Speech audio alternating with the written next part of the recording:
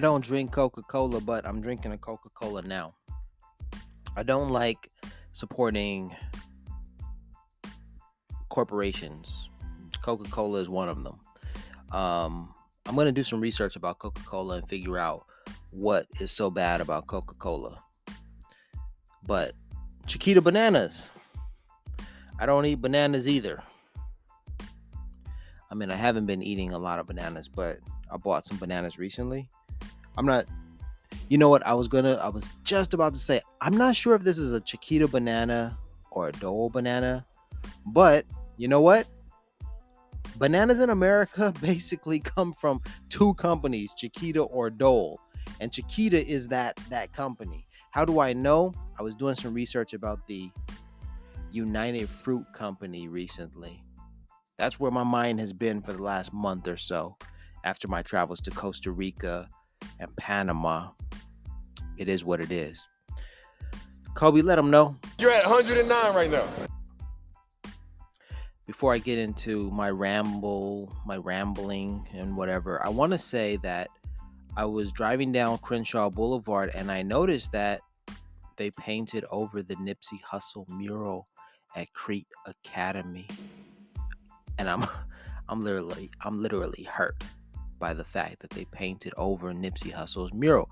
But not only am I hurt by this and hurt about the fact that it's been painted over. Now, I don't know what they're going to do next. I don't know if they're going to revamp it, renew it, if the artist is going to come back and repaint it. I don't know if any of that's going to happen. All I know is that it's gone. It's gone. And the one thing that really is puzzling about this is, let's see, today is September 1st. On August 15th, I mustered the courage. I gathered the gumption, the audacity to fly over Crete Academy with my drone in order to film the mural. I had wanted to do this for a very long time, and I guess two things happened. One, I had a drone, care of my cousin, who is a professional drone operator. I borrowed his drone, so I had that in my possession. And then the other thing is that it was August 15th, which is Nipsey Hussle's birthday, which in the neighborhood is called the C Day, because it's a Crip neighborhood, so every C, the letter C, is very sacred. So on that day, I was with my wife and she said, you better make a video commemorating this day. And it was so odd, synchronicity, coincidences. It was so odd. For one, I was wearing my Nipsey Hussle t-shirt that day. So I think my subconscious was telling me, stick with Nipsey. And I was in the right because I had the Nipsey Hussle t-shirt on, right? So that was good. But then I decided to fly the drone. Well, my wife said, make the video to commemorate his C-Day. The plane was flying overhead. The plane was purchased by TMC. That's Nipsey's company and what have you, to commemorate his day. So that was important to capture on film. But then the other thing is I wanted to make a dynamic video, which I did. So I flew the drone over Crete Academy, where the mural is on the basketball court and has been on the basketball court. I think it was 2020 when they did it. Excuse me.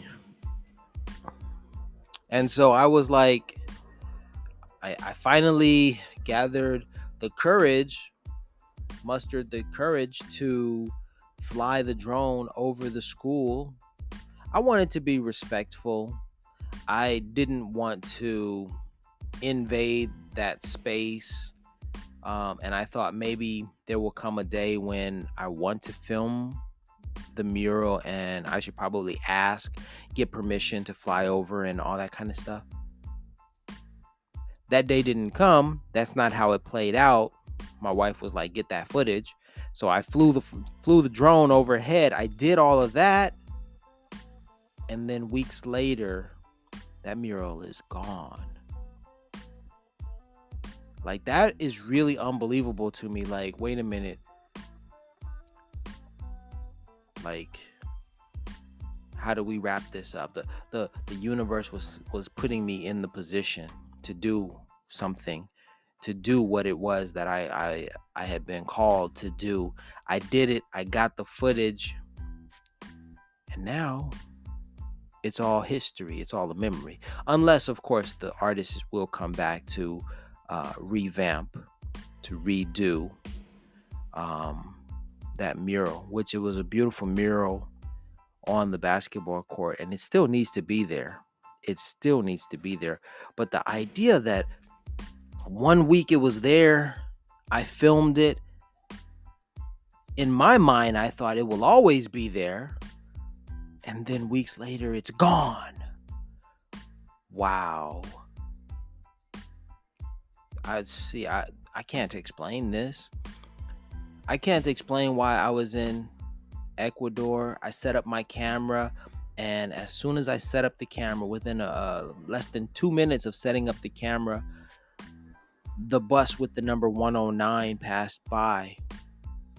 And the thing about that is, I went back to that corner, set up the camera. I filmed for, minutes, waiting to see another bus 109 pass by, and it never happened again. It was like, that was my moment, and I was there for it, and I captured it, and it was like, wow. And all I can say is, it seemed as if Ecuador was kissing me, welcoming me. Here's a kiss. Welcome, 109.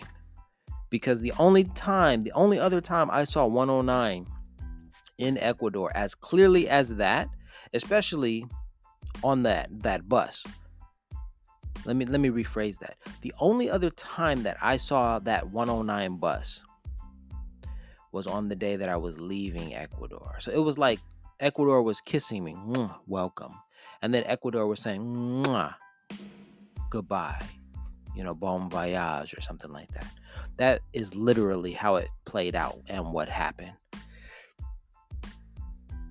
Now with this whole, film the mural and now the mural is gone thing, it's like, what? They couldn't possibly have seen my videos and said, you know what? Now's a good time. We want to prevent him from filming the mural ever again, so let's get rid of it now. It's bringing too much attention. Look, we have a guy flying a drone over our school, and we don't want any more of this attention. No. Okay, I don't know what their plans are at the school. I have no idea. But just the timing of all of this. This is just like, what? I just flew the drone over, and I even had ideals to return to film more. I thought, I didn't get the best shot. Let me film more. Let me film it again. And now that it's gone, it's like, you had your shot, buddy. That's it. It's over with. Kick rocks, dude. Move on. Like, geez, man. So that's the situation. That's really what inspired me to make this podcast right here. But then there's also more. There's the testimony. There is the testimony. See, this 109 stuff that I talk about, it's my testimony. But what is a testimony? And I watched the video today, and we're going to get into that. I'm going to replay that video so you can listen to what he says. And I'm going to show you visuals from my travels that are my testament. Those visuals are my testament.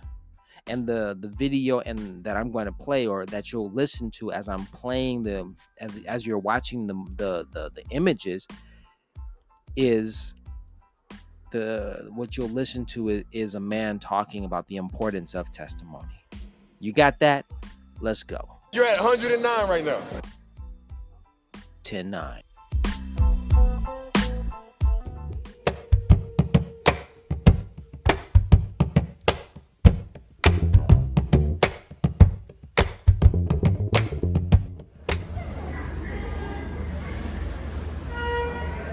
Yo veo 109.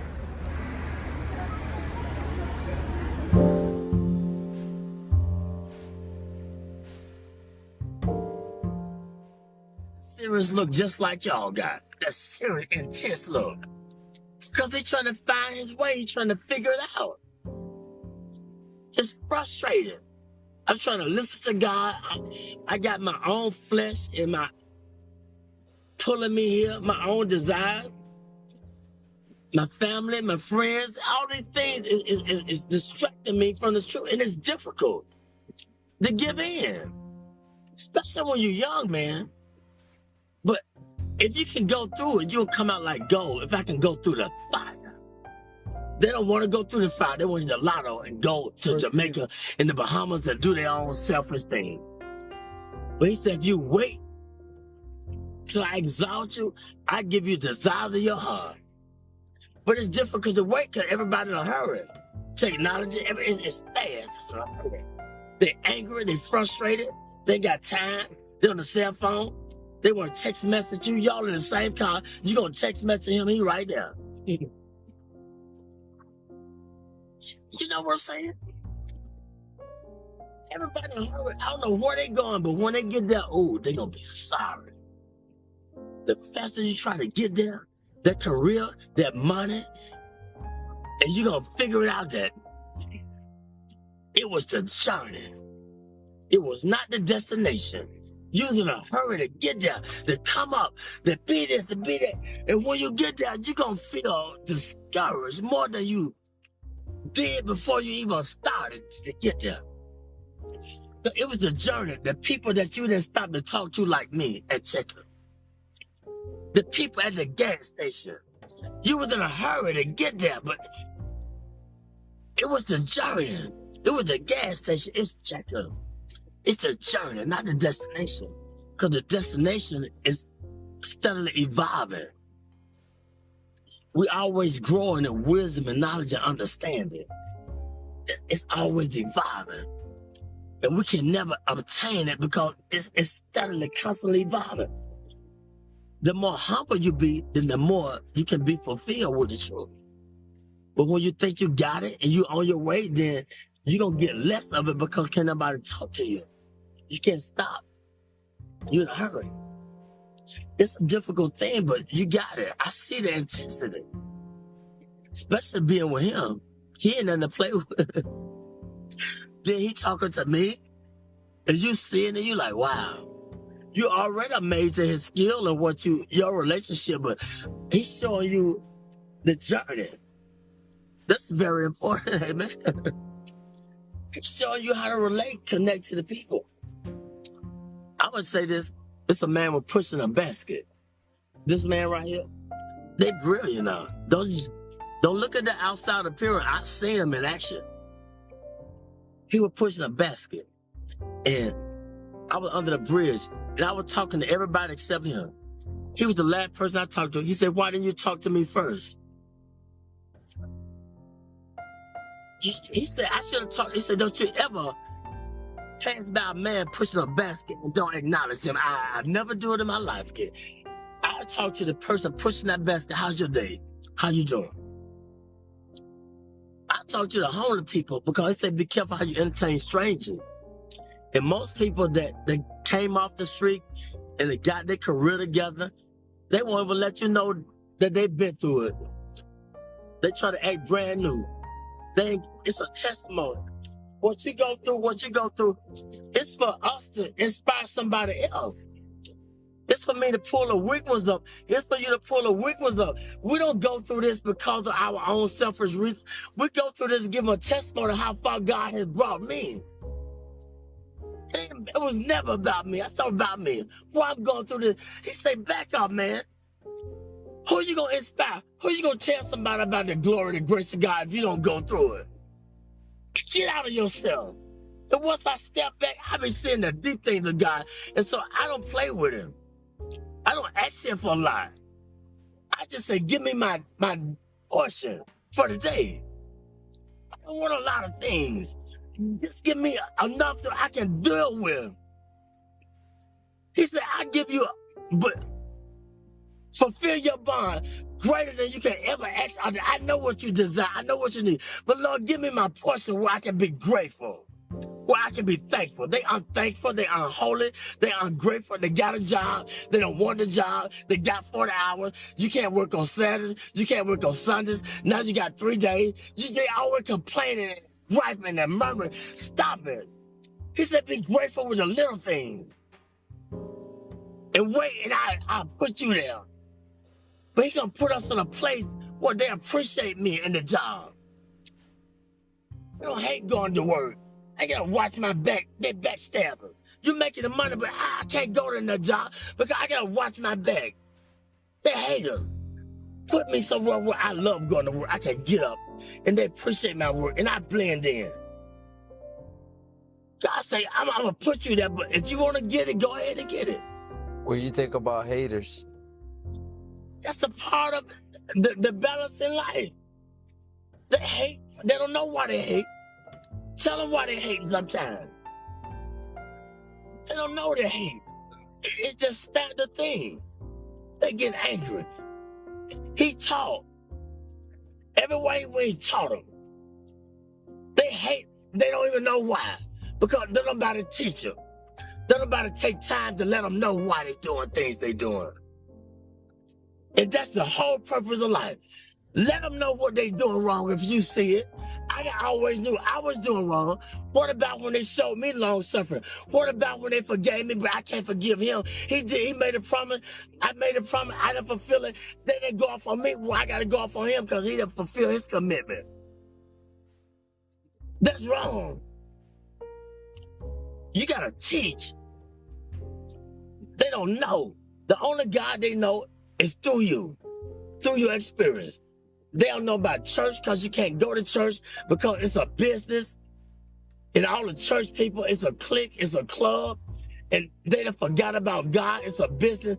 Look here, it's just the world. Ain't nobody being bold and talking about God because don't pray in school, take the prayer out of school, all these things, it's the world. We're getting in a time where God is not popular no more. And if you talk about it, I don't believe in Jesus. I don't believe in God. I believe in this. I don't care what you believe in. Let my spirit speak for me. Let my action. But it was a time when I was just a hearer and not a doer. But it got to balance out. You got to go through the fire in order to be a doer too. You're going to be a hearer, then you're going to be a doer. But don't let people throw you off your journey. You can't beat nothing. It's between your relationship with God. They can't understand you all the time because you're trying to figure out your way. I'm trying to figure out my way. I can't prove nothing to them all the time. I don't need them to figure me out. All I got to do is just be patient and do what was in my ability, my boundaries. I don't need to outstep my boundaries. I ain't got to prove nothing to you. You didn't feel me? No, you can't gonna feel me. I can't put the expectation on you. I don't always feel me, understand me. So that's wrong. Be humble. Acknowledge him in all your ways. When I do wrong, I said something wrong to offend you, forgive me. I got to say it right away, get it over with. If I offend somebody at work, look, if they persecute me, look at God trying to strengthen me to show them who I serve. I say I believe, I'm walking with it. Well, teach them. They don't know. They don't know why they're doing that to me. Let your light shine among men. They might glorify your Father in heaven. It's real, man. I experience it all the time, 24/7. But I asked for it. I wanted to be a preacher when I was 6, but I didn't know the price I had to pay. Much wisdom, much grief, much sorrow. Ain't no other way you're gonna get it. But if you can just go through the fire, you'll be like gold.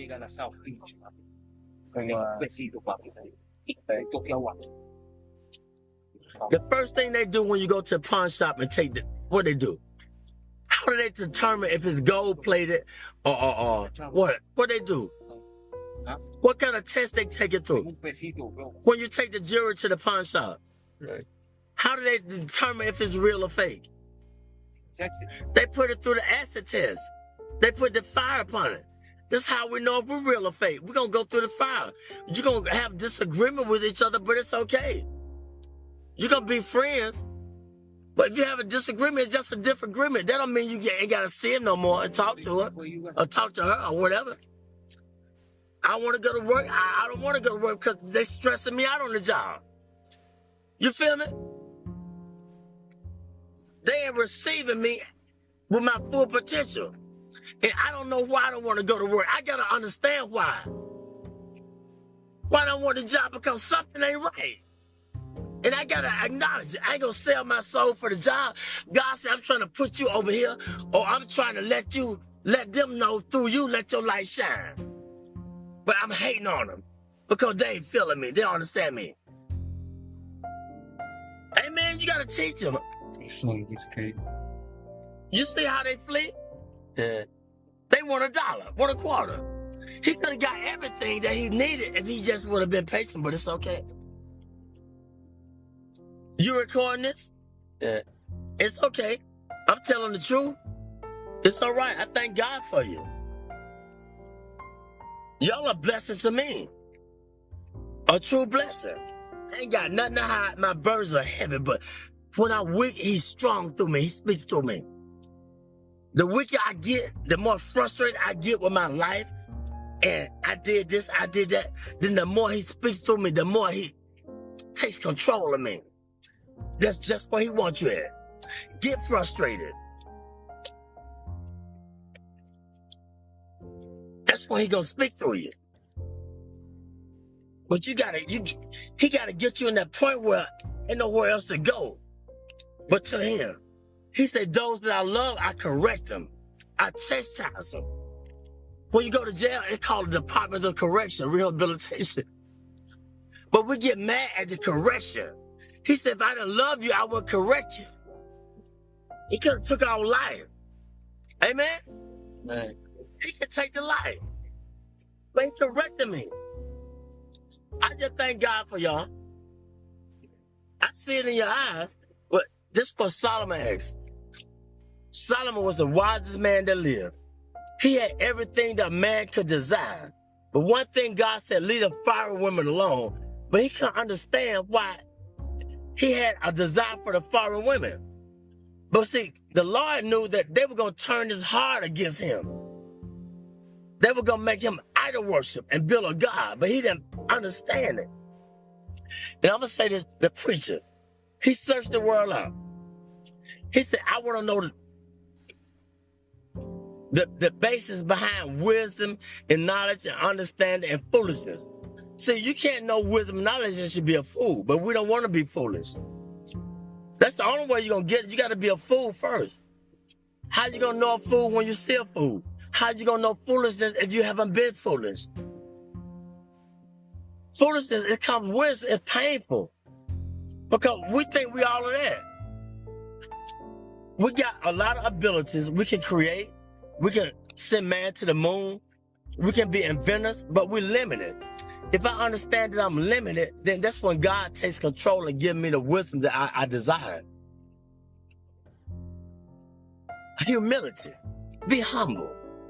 If you don't understand your purpose, ask God. But ask him in sincerity. What's my purpose, God? Did you ever ask that question? What's my purpose? Why I'm here? What am I meant to do?